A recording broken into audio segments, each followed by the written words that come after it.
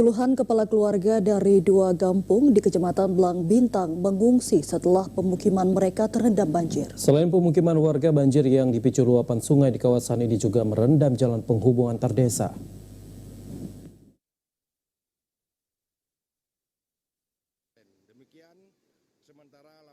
Warga di 2 kampung Cotleut dan Tepin Bate merupakan warga Kabupaten Aceh Besar yang terpaksa mengungsi setelah pemukiman mereka terendam banjir pada Rabu kemarin.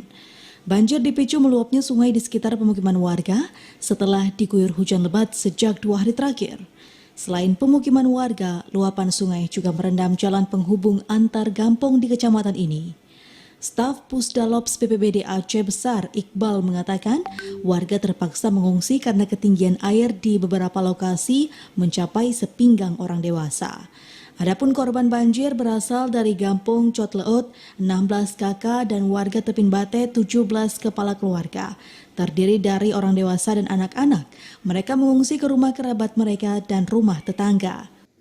Kondisi debit air sudah mulai surut dan sebagian warga masyarakat yang tadinya sempat mengungsi ke tempat rumah-rumah sahabat atau tetangga terdekat juga sudah kembali ke rumah mereka masing-masing untuk membersihkan kembali rumahnya.